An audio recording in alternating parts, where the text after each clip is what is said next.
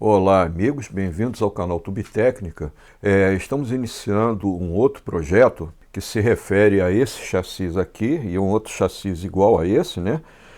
Que esse chassi é um chassi de amplificador Macintosh, modelo MC60, de 60 watts, que está em péssimas condições, né? E o transformador de saída ele foi migrado para um chassi que já havia sido restaurado. Então, com esse chassi e outros chassis igual a esse, nós vamos fazer a montagem de um amplificador push-pull, usando válvulas 6550, KT88 na faixa de 60 watts também.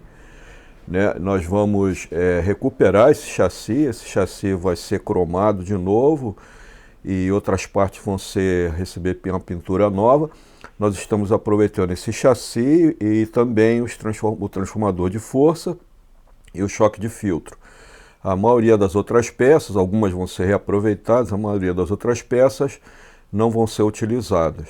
Então essa é a base para um novo amplificador.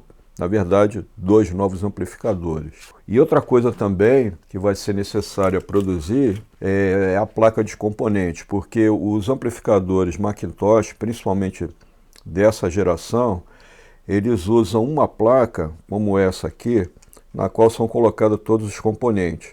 Então eu vou projetar uma placa do mesmo tamanho, que vai encaixar no mesmo lugar, só que com a provisão para o novo circuito, né? Nós vamos estar usando um circuito Williamson com válvulas, seria 6SN7, nós vamos usar a válvula 6CG7, 6FQ7, para a gente poder aproveitar os soquetes, que são soquetes para 9 pinos, né? Então a gente vai começar fazendo a reforma desse chassi e logo a seguir a gente passa para a montagem propriamente dita, né? A gente vai voltar daqui a pouco já com um passo mais adiante nesse processo, né? Aqui a gente pode ver o chassi já com alguns elementos montados, né? A cromagem ficou muito boa, quer dizer, a aparência não tem mais nada a ver com o que era antes, né? Nós já montamos alguns elementos que foram reaproveitados, né, do amplificador antigo, né?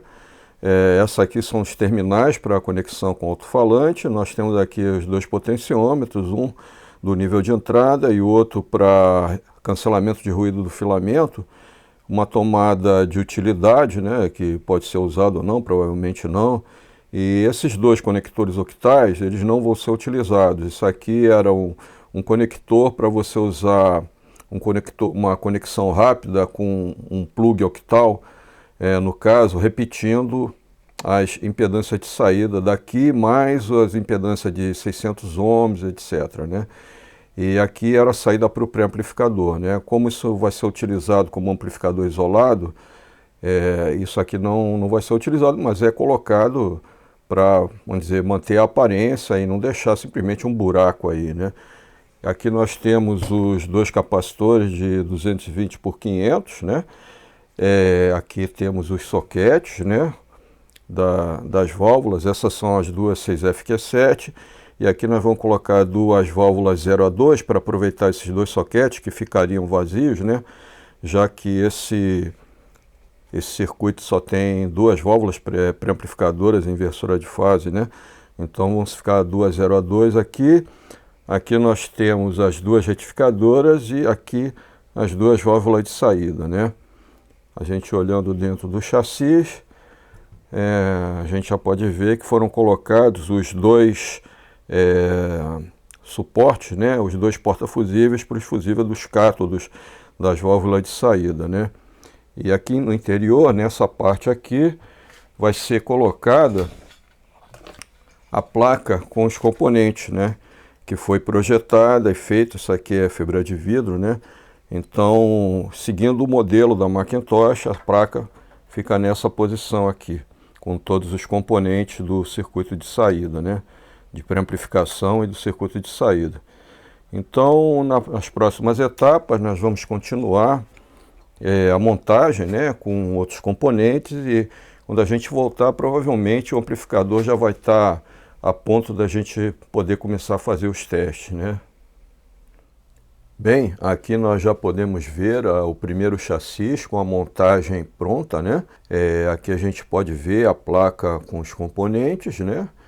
O soquete das válvulas, aqui são as duas 0 a 2 que vão dar uma voltagem constante de 300 volts para a primeira válvula, para a primeira seção da primeira válvula pré-amplificadora, que é essa aqui, a 6FQ7, nós temos as duas 6FQ7, né? E aqui as duas 6550, as válvulas de saída, e aqui atrás as duas 5V4, né? Aqui no fundo a gente pode ver o choque de filtro, né, que a gente reaproveitou, né, do aparelho anterior. E aqui nós temos uma placa que foi encomendada, que nós projetamos e encomendamos para acomodar o circuito de baias, né? Vamos dar uma olhada nessa placa. Aqui nós temos essa peça em metal que foi encomendada, né, com o objetivo de aproveitar os parafusos de montagem do transformador, né, dos dois transformadores, né? Então, o que acontece é que você tendo o transformador na parte de cima do chassi, fica muito difícil você aparafusar qualquer coisa, né? Então, com essa placa a gente criou uma altura necessária, né, para poder acomodar os potenciômetros, né? Nós temos dois potenciômetros de ajuste aqui, que é o potenciômetro que ajusta o nível de baias e o outro potenciômetro que é o equilíbrio DC, né? Então, como são potenciômetros de tamanho normal, essa altura aqui foi suficiente para a gente poder acomodar eles, né? Então, todo esse circuito, a maior parte do circuito de baias, ele está exatamente acomodado nessa placa, né? Aqui nós podemos ver o chassi pelo outro lado, né? Novamente, aqui nós temos a placa com os componentes do circuito de baias, né? E aqui na placa de componentes a gente pode observar o lado onde ficam os capacitores, né? Nós temos esses 4 capacitores de acoplamento, mais 2 capacitores eletrolíticos axiais, né? Que foram acomodados nesse lado da placa, né? Aqui nós podemos ver o circuito que vai ser implementado, né? Esse é um circuito do tipo Williamson com saída ultralinear para válvulas 6550, dando uma potência entre 50 a 60 watts, né? Nós fizemos algumas alterações na parte da fonte de alimentação. Aqui as retificadoras são duas 5V4, elas vão ser mantidas, é uma excelente opção, porque essas válvulas são retificadoras de aquecimento indireto, quer dizer, elas vão começar a conduzir lentamente, né, o que ajuda bastante a fonte de alimentação, porque você tem menos chance de ter uma sobrecarga nos capacitores, né? Então aqui na entrada do filtro, em vez desse capacitor, originalmente o valor projetado era de 8 microfarads por 600 volts, nós vamos colocar 2 capacitores em paralelo de 33 microfarads por 500 volts. E depois do choque de filtro, um capacitor de grande capacidade de 220 microfarads por 500 volts, assim como nesse ponto aqui em cima também outro capacitor de 220 por 500, né? Uma outra coisa desse circuito são os fusíveis, né, que vão ser colocados no cátodo das duas válvulas de saída, né? Isso é uma prevenção para, no caso de haver algum curto, assim a gente evita danos ao transformador de saída, né? E esse aparelho tem um circuito de baias independente, e nesse esquema aqui foi organizado com um transformador de 6,3 volts, né, ligado ao contrário, no enrolamento de 6,3 volts, para proporcionar, teoricamente, né, nesse circuito aqui, uns 115, 120 volts no secundário, e daí essa voltagem retificada, é filtrada e serve como voltagem de baias, né? A voltagem nas grades da 6550, ela no manual de válvulas, ela está prevista em menos 48 volts, né? Então, essa fonte aqui, ou um circuito equivalente, com certeza consegue fornecer essa voltagem necessária, né? Então, um transformador para esse circuito é um transformadorzinho desse tipo, a corrente ela não precisa ser grande, né? E a gente vai ligar o secundário como primário. E desse modo a gente obtém 120 volts de AC em um circuito independente, porque é bastante importante, né, na preservação do estágio de saída, das válvulas e do transformador de saída, que a gente tenha uma fonte de bias, né, bastante firme, né, que não aconteça nada com ela. Caso aconteça alguma coisa com ela ou algum curto nas válvulas, nós temos os dois fusíveis aqui como uma garantia adicional, né, que o transformador de saída vai ser protegido, né. Na montagem original, nós utilizamos esse pequeno transformador, né, conforme o esquema, conforme foi mencionado antes. É um transformador de 6 volts, né, 6 mais 6, que nós utilizamos para gerar voltagem de bias, né, quer dizer, o secundário dele ficava ligado na linha de 6,3 volts, filamento, né, conforme o esquema que nós mostramos, né, e o primário dele estava fornecendo os 120 volts, com baixa corrente para o circuito de bias, né? O que acontece é que nós testamos esse amplificador com o transformador de saída, né? Que já estava pronto, nós testamos ele para ver a potência de saída, e a verdade é que esse transformador de força ele não tem nem a voltagem nem a corrente para nós produzirmos os 60 watts, né? Potência máxima que nós conseguimos foi em torno de 38 a 40 watts. Então nós encomendamos um novo transformador de força com a voltagem e a corrente, né? Um transformador de 300 mA, né? E nós vamos também incluir nesse transformador um enrolamento de 120 volts, 50 mA, que aí nós não precisaríamos mais dessa placa com esse transformador pequeno, né? Então agora nós estamos aguardando a feitura desses novos transformadores, e quando eles chegarem nós vamos instalar, que aí o aparelho vai estar definitivamente completo, né? Bem, aqui nós temos o nosso novo transformador de força, né? Esse transformador é compatível com o circuito que foi apresentado, que produz 60 watts, né, de potência na saída. Esse é um transformador com 400 volts, né, no secundário e 300 miliamperes. Tem uma corrente de 6 amperes para 6,3 e 5 volts, 4 amperes para as retificadoras. E também foi incluído, como foi mencionado antes, né, nós temos um enrolamento de 120 volts para o circuito de bias, né, de 50 miliamperes, né. Ele já foi testado e nós constatamos a potência de saída de 60 watts. Agora a gente vai proceder à montagem dele, né, na lata, né, e finalmente no chassi, e assim a gente vai poder completar a montagem do primeiro amplificador desse conjunto de 2 amplificadores, né. Aqui nós temos o nosso primeiro transformador de saída. Ele já está preso na base, né, da caixa, né, que ele vai ficar enlatado, né. Então esse é um transformador de saída ultralinear para 60 watts, impedância do primário 4.300 ohms, com a derivação para a grade auxiliar, né, para o screen, em torno de 40% a 43%, e saída em 4, 8 e 16 ohms. Né. É um transformador feito com ferro-silício de grão orientado e com excelente desempenho, né?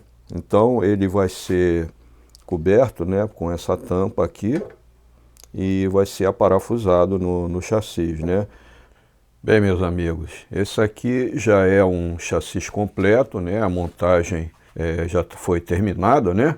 E esse, no caso, é o segundo aparelho, no qual nós fizemos algumas pequenas modificações na placa, né, de suporte componente. Nós mudamos a posição de alguns componentes, né, mas essencialmente é o mesmo aparelho, né, do que o primeiro chassi. Nós temos aqui também um novo choque de filtro.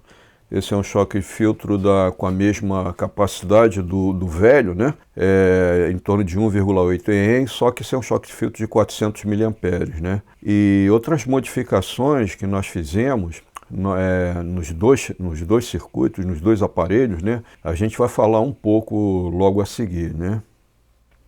Aqui nós temos o circuito original, né, conforme já foi mostrado. A gente vai mostrar depois um circuito que é idêntico a esse, mas com uma pequena variação que nós acabamos adotando, né. Então, no caso desse circuito aqui, está especificado o sinal de entrada para a potência de 60 watts era de 4 volts, né, que é um sinal bastante elevado. Nem todo pré-amplificador é capaz de produzir um sinal desse, basicamente só os pré-amplificadores a válvula, né. Então, no intuito de a gente melhorar a sensibilidade desse aparelho, nós introduzimos uma etapa adicional de amplificação, de pré-amplificação através de uma válvula 6C4, né? A gente vai mostrar a seguir esse circuito, né, para a gente discutir um pouco, né?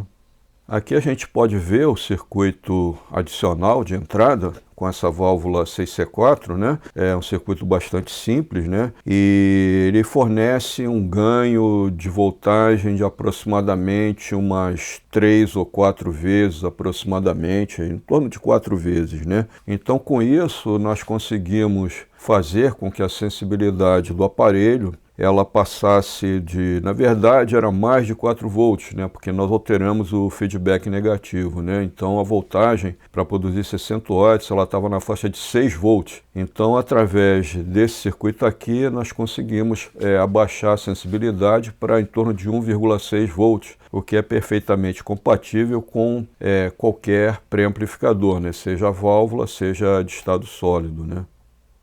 Uma outra coisa que a gente vai procurar chamar atenção, né, no caso de quem faz uma montagem, né, principalmente de aparelhos a válvula, é o problema das oscilações parasitas, né. Então, nós temos esse circuito aqui, que originalmente é o circuito Williamson, que é um dos circuitos mais utilizados, né, em alta fidelidade, né. No caso, esse circuito aqui, você tem uma série de valores que foram projetados para o transformador UTC-LS65, né? Quando você pega um circuito e você implementa com os transformadores que você tem, muitas vezes são necessários ajustes, né? Para você prevenir principalmente esse problema de oscilações parasitas, né? A oscilação parasita mais comum é o motor de polpa, né? Que é uma oscilação de baixa frequência, né? Isso a gente resolve facilmente invertendo os terminais de saída, né, que vão para a placa dos amplificadores, né? Então, com isso você elimina esse fenômeno do motor de polpa, né? Agora, a maior parte das oscilações são oscilações de alta frequência, né? Elas estão acima da faixa de áudio, podendo chegar a 150 kHz ou mais. Por quê? Porque nesse circuito existem capacitâncias e indutâncias escondidas, né? E quando tudo é conectado, né, em conjunto, você pode formar vários circuitos que oscilam, né, nessas frequências supersônicas. Essa é a razão de você colocar esses resistores aqui, por exemplo, esse resistor, e aqui no caso desse circuito, nós temos ligado às placas, nós temos um capacitor de 300 picofarads, em série com um resistor de 6.5K e isso vai para a terra, né? Tudo isso no intuito de eliminar a oscilação parasita, né? Então esse é um cuidado que a gente tem que ter e para você detectar a oscilação parasita você precisa de um osciloscópio, né? Você não vai ver isso com um multímetro, né? Então com o osciloscópio você pode verificar as frequências superiores, né, para ver se você tem algum componente e também quando você faz o teste, por exemplo, com um sinal senoidal, você vai observar que tem alguma coisa a mais na onda senoidal que não deveria estar, né? Então se você aumentar a frequência de varredura do seu osciloscópio, você vai perceber que existem outros componentes, né? Então através desses recursos, né, que todo mundo usa, né, todos os circuitos têm, você visa minimizar esse problema, né? Nós vamos aproveitar essa discussão sobre oscilações parasitas para falar um pouco dos fundamentos desse fenômeno, né? Aqui nós temos um circuito LC. Esse circuito ele tem uma ressonância natural, uma frequência de ressonância natural que é determinada pelos valores da indutância e da capacitância, né? Então, ao submetermos esse circuito a uma tensão alternada de frequência variável, vai haver um momento em que vai haver um pico, né, de energia, né, nesse circuito, né, nessa frequência fundamental, que é determinada pelos valores de indutância e capacitância, né. Esse pico ele não cresce ao infinito, né? Porque em todo circuito você tem uma resistência, né? Que vai limitar o pico de ressonância, né? Aqui nós temos um circuito que está próximo da realidade, né? No qual nós temos a indutância, a capacitância, mas nós temos a resistência também. Essa resistência ela tem a capacidade, né, de dissipar a energia ressonante, né, a energia que circula pelo circuito, e desse modo ela absorve grande parte das oscilações, né? Então, ao nós submetermos esse circuito a uma tensão alternada, o pico vai se tornando, de ressonância se torna cada vez mais menor, né? Conforme o valor dessa resistência aumenta e, consequentemente, ela vai dissipando cada vez mais energia, né? No caso de um amplificador, você tem esses circuitos ressonantes, né? Só que o que acontece é que, como você tem componentes ativos, como as válvulas, né? Então você pode formar elos de feedback positivo, né? Então esses feedbacks positivos se tornam osciladores, né? Quer dizer, essa ressonância ela se torna ativa, né? Passa a fazer parte de um circuito de um oscilador, ou de vários osciladores, né, dentro do aparelho, né?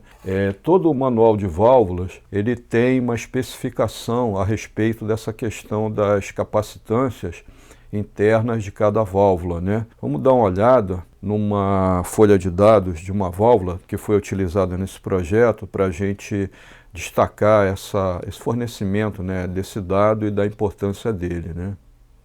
Aqui nós temos a folha de dados da válvula 6FQ7, 66G7, a mesma válvula, e nesse item aqui que eu coloquei em destaque, você tem a definição das capacitâncias intereletrôdicas, né? Quer dizer, entre cada eletrodo das válvulas você tem uma determinada capacitância. Isso aqui, na verdade, é um parâmetro importante em circuitos que trabalham com radiofrequência, né? Porque como as capacitâncias são muito pequenas, 3,6 picofarads, 2,4 picofarads, etc., as ressonâncias vão se dar em frequências muito altas, né? Então, em função disso, nós normalmente, as pessoas que trabalham com áudio, elas podem ignorar, vamos dizer, essa questão, mas o que acontece é que, como foi dito anteriormente, quando você associa a um circuito, né, essas diferentes e ocultas capacitâncias e indutâncias, você pode gerar feedbacks positivos em frequências supersônicas, né, acima da faixa de áudio, né? E daí essa questão dos resistores que fazem parte de praticamente todo o circuito para combater esse tipo de fenômeno, né? Vamos dar uma olhada numa visualização dessa válvula 6FQ7 das diferentes capacitâncias, né?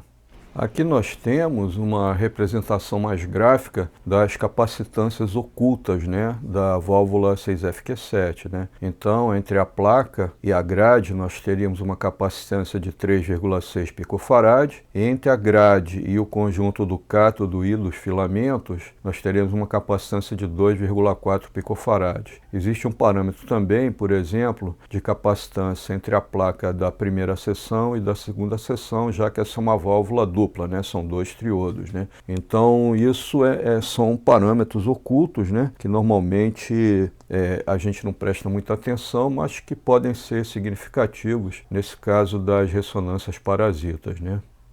Outro parâmetro oculto que a gente encontra em projetos de áudio se refere ao transformador de saída, né? No transformador de saída nós temos a questão da indutância de dispersão, né? Em inglês, leakage inductance. Então, todo transformador ele tem sempre uma perda, né, entre o primário e o secundário, né? Quer dizer, nem toda energia que você tem no primário ela é transferida ao secundário, e parte dessa energia que é perdida ela se torna como se fosse uma indutância em série, né, com o primário. Só que o valor dessa indutância em série é muito pequeno, né? Quer dizer, se você juntar esse valor com esses valores das capacitâncias de baixo valor que nós temos espalhadas pelo circuito do amplificador, você tem a possibilidade de formar vários osciladores, né, através de feedback positivo, né? Então, essa é a razão pela qual, a principal razão que você você tem que colocar em determinados pontos, né, os resistores, né, para você amortecer as oscilações. E também no caso, em alguns casos, como foi mostrado no primeiro circuito, né, que é a questão de na saída, né, ligado às placas de saída, nós temos um capacitor de baixa capacitância de 300 picofarads em série com um resistor de 6.5K, e isso vai à terra, né? Então a gente resolveu destacar um pouco esse ponto, porque é uma coisa que toda pessoa que lida com equipamentos, a válvula, mas a transistor também, ele vai se deparar em algum momento, né? E a gente está procurando dar algum retorno como uma ajuda, né? Para quem quiser empreender uma montagem desse tipo, né? Aqui a gente pode ver o soquete das válvulas de saída, né? Então aqui nós temos resistores de 100 ohms, né, ligados nas grades auxiliares, né? E aqui nós temos aquele circuito com capacitor e com resistor, né? No caso esse é um capacitor em vez de ser de 300, ele é de 220 picofarads por 2000 volts, ligados a esse resistor, e esse resistor daqui vai para o chassi. Isso previne ou elimina, né, qualquer oscilação parasita nessa faixa de frequência que chegue na saída, né, nas placas, né. Uma outra modificação que foi necessária em função do que nós havíamos comentado, das válvulas do sinal de entrada, né. Então aqui nós temos a válvula 6C4, né, com aqueles valores que foram mostrados, né? E aqui, nessa válvula aqui, que é uma 0 a 2, nós deixamos ela ligada, né, e ela fornece uma voltagem constante de em torno de 150 volts, e daí você tem o resistor para dar queda de tensão para 6C4, né? Nós mantivemos esse esquema. Antes nós tínhamos duas 0 a 2, dando uma referência em torno de, na verdade, 294 volts aproximadamente, né? Para a primeira válvula pré-amplificadora, que era essa aqui, que é uma 6FQ7, né? E com isso agora eu tirei uma das válvulas e nós deixamos a referência de 150, que vai para a placa, né, através desse resistor, que vai para a placa da 6C4. Nós temos uma tensão em torno de 105 volts aproximadamente, né? E esse arranjo proporcionou, né, o ganho de voltagem que nós havíamos mencionado antes, né? Bem, meus amigos, esse é o final de um longo projeto, é a construção desses dois amplificadores, né? Como o próprio vídeo procurou mostrar. Nós esperamos que vocês tenham gostado e vamos encerrar mais uma vez com a demonstração sonora das qualidades desses aparelhos. Muito obrigado pela presença e até a próxima.